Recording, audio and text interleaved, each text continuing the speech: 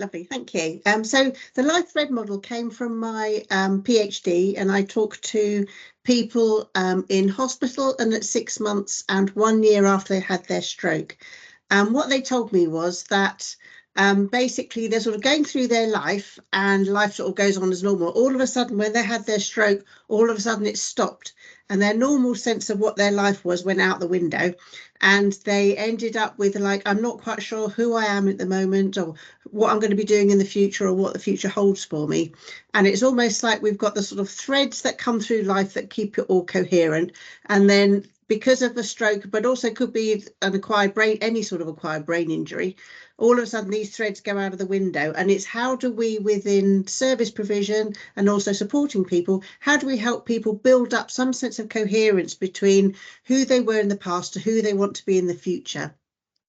And if we think about our lives, one way of thinking about it, and really for highlighting a really important aspect of living with an ABI, is that it's all these hidden things that we really want to try and highlight. And what the life thread model does is to highlight these hidden aspects and bring them more into so we can actually see what's going on and we can explore them for ourselves and possibly share them with other people.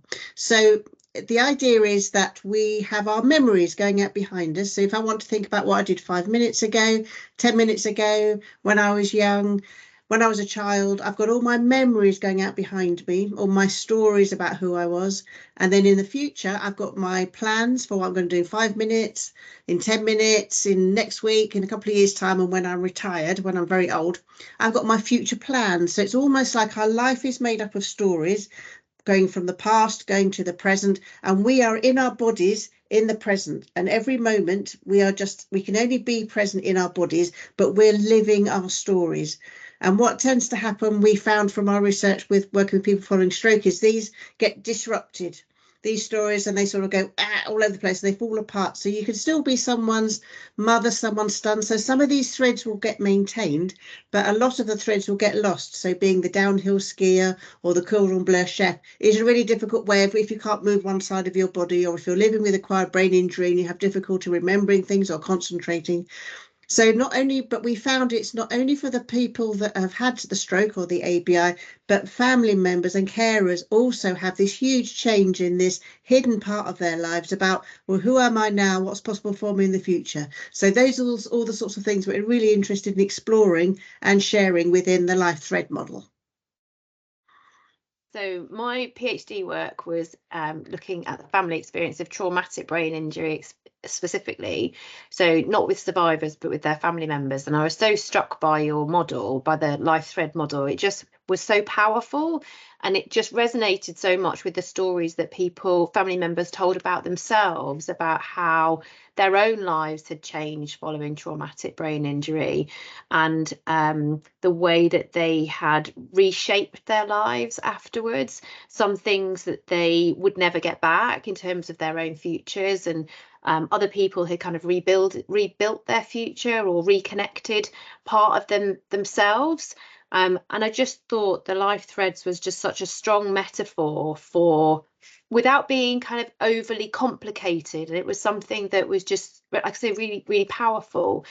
And when I took it to family members themselves, one of the pieces of feedback was actually, it transcends, culture, ethnicity, gender. It's something that actually, it just stands by itself in terms of being so connecting. And then the reason why we collectively started to think about how that might work in a piece of research was, I think, when I used it in my research, and when we talked about it before, it was something that had been kind of in an academic paper. It's something that you'd used, or clinicians had kind of connected with, but at that time there hadn't been any attempt at kind of bringing family members into this space to see if it resonated with them on a more kind of formalized level, and something that might even be helpful. So we took your model and created we call it the life thread approach rather than the life thread model, and it is built using the life thread model, and there is a representation of the life threads, and then there is an activity to work with.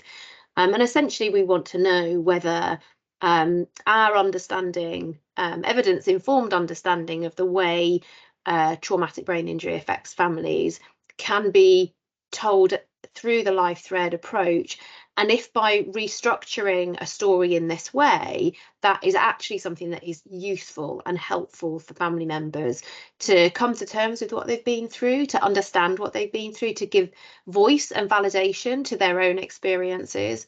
And if, importantly, if by doing all of those things, that then results in a helpful and meaningful reconnection with who they are, and if that comes with some benefits.